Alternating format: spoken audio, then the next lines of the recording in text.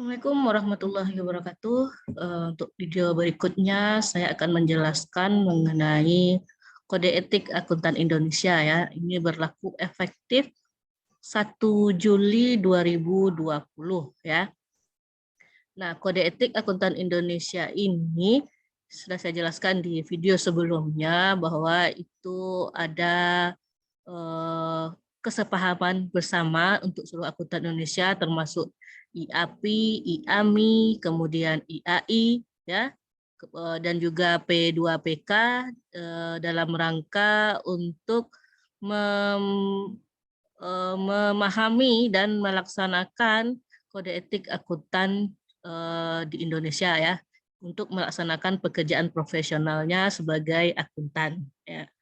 Nah, efektifnya 1 Juli ya 2020.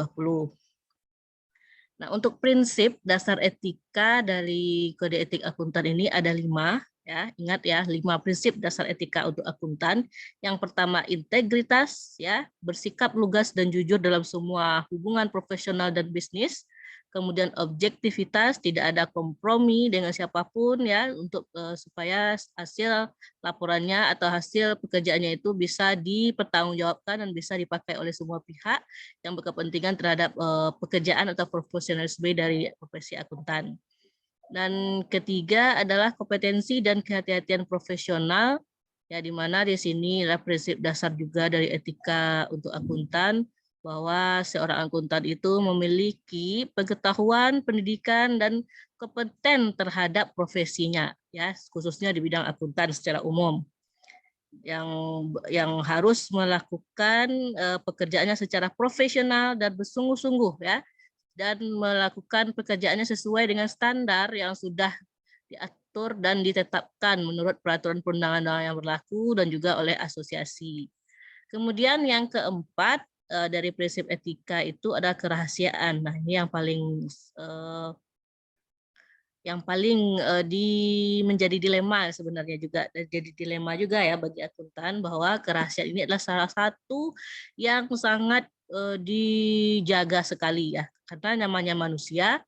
Ketika si akuntan itu melakukan, kita anggaplah dia mengaudit perusahaan atau kliennya, ya tentu dia harus menjaga informasi yang ada dalam perusahaan tersebut ya, karena yang namanya akuntan publik, nah dia memeriksa seluruh yang ada dalam perusahaan, isi perutnya semuanya dicari tahu dan dikonfirmasi apakah bisnisnya bagaimana, siapa saja yang ada di sana, bagaimana proses perjalanannya dari awal sampai akhir, bagaimana bentuk laporan keuangan.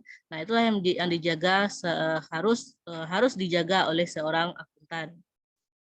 Dan yang terakhir dari prinsip etika ini adalah perilaku profesional ya. Yang dikatakan profesional artinya dia mengerti dan memahami bahwa profesinya itu adalah digunakan untuk umum. Artinya jasa yang diberikannya ini benar-benar digunakan dalam dalam mencapai keputusan bagi pihak-pihak yang berkepentingan. Nah, jadi seorang akuntan, nah perilaku profesional ini yang perlu diterapkan juga dalam pekerjaannya sebagai akuntan, ya. Dan jangan sampai nanti ketika tidak profesional, nah di mata orang umum, orang awam nanti profesi akuntan ini bisa jadi didiskreditkan, artinya dipandang sebelah mata ya, karena mungkin ada beberapa akuntan yang tidak melakukan pekerjaan secara profesional. Namun secara umum untuk profesi akuntan yang bisa saudara lihat di sekitar atau lihat di beberapa surat kabar, nah profesi akuntan ini sangat menjanjikan dan juga sangat dipandang mulia oleh beberapa orang atau beberapa orang, itu maksudnya orang-orang yang menganggap bahwa akuntan ini adalah profesi yang sangat mulia karena dia memberikan jasa ya, jasa untuk salah satunya adalah kalau dia bidang audit, tentu jasa untuk opini dari laporan keuangannya. Kemudian seorang akuntan itu juga harus mematuhi setiap prinsip dasar etika, yaitu otomatis ya, prinsip dasar yang 5 tadi. Kemudian, nah ini kita lihat satu persatu integritas ini ya. Nah, kalau dalam prinsip dasar etika integritas ini bahwa mensyaratkan akuntan itu untuk bersikap lugas dan jujur dalam semua hubungan profesional dan bisnis ya.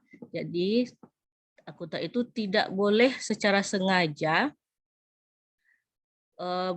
mengaitkan dirinya ketika laporan keuangan yang di auditnya atau diperiksanya itu ada pernyataan yang menyesatkan secara material, ada informasi yang salah disajikan. Nah, akuntan ya harus menjaganya. Artinya akuntan itu jangan mencari-cari pekerjaan ya yang menjerumuskan dirinya untuk bisa terkait dengan informasi laporan keuangan yang sesat ini ya. Apakah berisi kesalahan, kemudian informasinya tidak benar, kemudian ada berapa penghilangan atau penggabungan informasi ya, sehingga laporan informasi yang diperoleh itu menyesatkan ya. Ini tidak boleh ya dilakukan oleh seorang akuntan secara umum. Seterusnya objektivitas. Nah, ini yang saya beri tanda ya. Objektivitas itu yang artinya mensyaratkan si akuntan untuk tidak ada kompromi ya. Artinya tidak ada kompromi untuk profesinya. Artinya kalau misalnya saudara diminta, saudara seorang auditor diminta oleh kliennya atau sebuah perusahaan untuk melakukan audit laporan keuangan. Ya. Nah, bisa jadi nanti si klien meminta kepada saudara sebagai auditor, atau auditor, tolong dong yang di bagian pendapatan itu jangan buktinya jangan dicari-cari tahu ya, ya Tor ya. Nah, itu kan bisa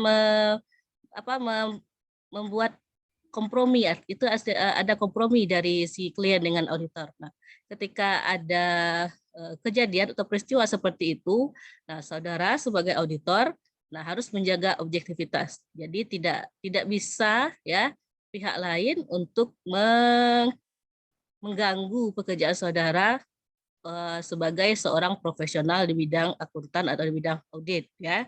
Nah, ini yang perlu dijaga objektivitas prinsip dasarnya. Kemudian yang ketiga, kompetensi dan kehati-hatian profesional ya. Di sini di paragraf 113.1 di buku kode etik ini dikatakan bahwa si akuntan ya itu harus patuh terhadap prinsip kompetensi dan kehati-hatian profesional yang mensyaratkan akuntan untuk, nah yang pertama terlihat ini, mencapai dan mempertahankan pengetahuan. Ya. Artinya ada kompetensi yang mumpuni, artinya yang bisa digunakan untuk melakukan pekerjaannya. Ya, dipastikan bahwa si auditor itu memiliki kompetensi yang cukup atau yang bisa disyaratkan ya untuk melakukan pekerjaannya yaitu jasa profesional di bidang audit atau di bidang penyusunan laporan keuangan dan lain-lainnya ya. Nah, ini yang perlu diperhatikan dan juga bertindak sungguh-sungguh ya. Kalau bersungguh-sungguh artinya ketika si auditor melakukan pekerjaan, nah tentu ya semua prosedur tahap-tahap yang dilalui, nah itu harus dijalani sesuai SOP-nya atau sebagaimana mestinya ya, sesuai dengan standar profesional atau standar teknis yang berlaku. Seterusnya, nah ini ada satu lagi di paragraf 113.2. Nah, dalam motif prinsip kompetensi dan kehati-hatian profesional, akuntan harus mengambil langkah-langkah yang memadai untuk memastikan bahwa mereka bekerja profesional di bawah pengawasannya dan telah memperoleh pelatihan dan supervisi yang tepat. Nah, ini biasanya ya dalam sebuah KAP, kantor akuntan publik, itu kan ada tim ya, tim audit yang diturunkan oleh pimpinan auditnya atau pemilik KAP untuk melakukan pemeriksaan atau pengauditan di perusahaan kliennya. Nah, tim tersebut nanti akan dipimpin oleh satu orang dan akan ada anggotanya. Nah, anggotanya inilah yang harus disupervisi atau diberi pelatihan, artinya sudah diawasi, sudah diberi pengetahuan bahwa si tim, salah satunya anggotanya yang junior, ya kita anggap junior ya, itu mengetahui bagaimana melakukan pekerjaan jasa audit di lapangan ya. Tentu harus berdasarkan pengawasan dari ketua timnya. Itu yang perlu dilaksanakan ketika diturunkan oleh KAP untuk memeriksa laporan keuangan. Terusnya, nah ini kerahasiaan tadi yang saya katakan. Ya, kerahasiaan di paragraf 114 ini, akuntan itu harus mematuhi prinsip kerahasiaan yang mana ya, informasi yang ada dalam perusahaan atau kliennya itu tidak boleh diungkapkan. Ya, tidak boleh diungkapkan, baik yang disengaja dan tidak disengaja. Nah, ini bisa saudara baca, ini sudah saya share di kampus. Nah, apa-apa saja yang perlu dirahasiakan oleh si akuntan ya. Jangan akuntan itu bergosip dengan siapa saja atau rekan bisnisnya atau dengan keluarganya, terutama sekali terkait dengan informasi yang ada di perusahaan yang diauditnya. Ya. Nah, karena yang namanya mengaudit tentu melihat atau memeriksa keseluruhan yang ada dalam perusahaan. Mulai dari A sampai Z semuanya dikulik semuanya oleh auditor ya. Dalam hal pemeriksaan atau pemberian nanti hasil laporan audit atau mini audit yang diharapkan oleh si manajemen atau perusahaan. Seterusnya perilaku profesional. Nah, perilaku profesional, akuntan harus mematuhi prinsip perilaku profesional, di mana akuntan itu tidak boleh terlibat dalam bisnis, pekerjaan, aktivitas apapun yang diketahui merusak atau ada kemungkinan ya merusak integritas, objektivitas, reputasi baik dari profesi dan hasil yang tidak sesuai dengan prinsip dasar etika ya. Jadi benar-benar ya si auditor itu harus profesional karena itu adalah profesi, tentu jasa yang diberikan tidak boleh ada bisnis di dalamnya, murni melakukan pekerjaannya sebagai orang yang memberikan jasa dan yang meminta jasa, seperti itu. Jangan dimasukkan sebagai bisnis. Kalau sebagai bisnis nanti akan mempengaruhi ini integritas, objektivitas, reputasi baik dari profesi dan prinsip dasar etika. Nah, ini satu lagi, ketika akuntan atau KAP melakukan promosi ya, biasanya ini kan untuk promosi sebuah KAP itu dilakukan berdasarkan kualitas KAP itu sendiri, yaitu kualitas auditnya bagaimana, kemudian performanya sebagai auditor atau sebagai kantor akuntan publik di rekan bisnisnya atau kliennya. Nah, itu yang menjadi pemasaran atau promosi bagi KAP. Nah, di sini dalam untuk promosi yang terkait dengan dirinya sendiri atau diri KAP itu, nah itu tidak boleh mendiskreditkan profesi KAP yang lain. Artinya tidak boleh mengatakan bahwa KAP saya lebih bagus dari KAP si A karena ini nggak boleh, ini melanggar nih. Karena untuk pemasaran atau promosi dari sebuah KAP, nah itu berdasarkan integritas kemudian kualitas yang dimiliki oleh KAP itu, ya. Itu yang perlu dilakukan dan dipahami agar nanti dalam pekerjaannya sebagai memberikan jasa audit ya, jasa asuransi ya, itu berdasarkan performa yang dimiliki oleh KAP itu sendiri. Siapa tim auditornya, kemudian bagaimana mereka melakukan audit. Nah, itu yang akan dinilai sebagai bahan promosi atau pemasaran. Jangan membanding-bandingkan dengan KAP yang lain atau auditor-auditor yang lain. Itu akan termasuk pelanggaran nanti dalam menjalankan profesi sebagai akuntan. Nah, kemudian jika akuntan memiliki keraguan atas tepat atau tidaknya suatu bentuk iklan atau pemasaran lainnya, nah tentu harus berkonsultasi dengan asosiasi profesi yang relevan. Ya, konsultasikanlah dengan IAI, IAPI, IAMI, bagus nggak promosi saya seperti ini, begini-begini ya.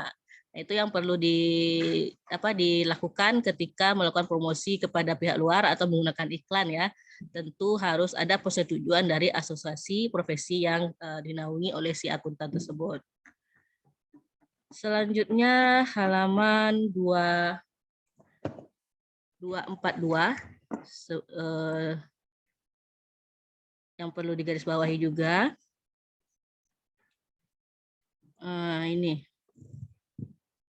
hubungan bisnis ya, hubungan bisnis kantor akuntan, anggota tim asuransinya dengan keluarga inti. Nah ini ya yang menjadi dilema juga, ini salah satu dilema juga bagi akuntan atau kita anggap seorang auditor. Misalnya ini, saya adalah auditor di KAP X misalnya. Nah, saya ditugaskan untuk melakukan pemeriksaan ke laporan keuangan di PT Semen Padang. Nah, kebetulan di PT Semen Padang itu, direksinya itu adalah kakak saya, kakak kandung saya, atau kakak sepupu saya. Nah, dalam penugasan ini, nah sebenarnya ini sebenarnya nggak dibolehkan ya, nggak dibolehkan untuk menugaskan auditor yang mempunyai kepentingan di perusahaan klien.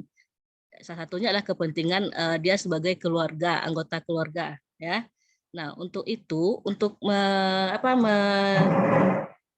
menghilangkan dilema ini ya, karena ada konflik kepentingan atau ada kepentingan di sana, ada hubungan keluarga. Nah, ini perlu dilakukan sebuah tindakan yang dilakukan oleh KAP. Yang pertama dikeluarkan ya. Saya dikeluarkan sebagai tim audit. Nah, kemudian tindakan yang kedua, pilihannya adalah saya dimasukkan ke dalam tim audit, namun untuk pemeriksaan laporan keuangannya tidak ada atau tidak dihindari berhubungan dengan kakak sepupu saya yang menjadi direksi Semen Padang itu. Nah, itulah salah satunya kalau seandainya auditor memiliki hubungan bisnis atau hubungan keluarga dengan perusahaan yang diauditnya. Ada dua tindakan yang bisa dilakukan, atau dihilangkan dia dikeluarkan dia sebagai tim, atau tetap sebagai tim tapi tidak dimasukkan atau tidak dilibatkan yang berhubungan dengan anggota keluarganya ya. Nah, itu yang menjadi poin penting kita untuk Kode Etik Akuntan Indonesia ini yang efektif 1 Juli 2020. Nah, kemudian untuk indikator dari kualitas audit pada kantor akuntan publik sudah saya share juga di video sebelumnya. Nah, ini bentuk dari keputusannya ya. Ada sekitar 20 halaman yang menjelaskan panduan tentang indikator kualitas audit pada KAP ya. KAP dikatakan berkualitas, nah inilah indikatornya. Ya, dan juga dilakukan review oleh P2PK dan Kementerian Keuangan atau OJK dalam rangka memelihara mutu, kemudian menjaga integritas dari profesi akuntan secara umum ya. Nah, ini sudah saya share juga di kampus. Nah, silahkan dilihat dan dibaca apa penjelasannya terkait dengan indikator kualitas audit ini. Mulai dari kompetensi auditor, kemudian etika dan independensi auditor, penggunaan waktu personil kunci perikatan, sistem pengendalian mutu, kemudian hasil review mutu atau inspeksi pihak eksternal dan internal, tentang kendali perikatan, organisasi dan tata kelola KAP, kebijakan imbalan jasa. Ada 8 ya. 1, 2, 3, 4, 5, 6, 7, 8 ya. Tadi ada 8 ya. Dan juga ada bentuk dari laporan transparansi kualitas auditnya, bagaimana bentuknya. Dan ini sudah diturunkan dalam bentuk panduan bagi KAP dalam melaksanakan laporan terhadap kualitas auditnya. Oke, hanya ini yang bisa saya sampaikan tambahan dari video hari ini. Terima kasih atas perhatiannya. Assalamualaikum warahmatullahi wabarakatuh.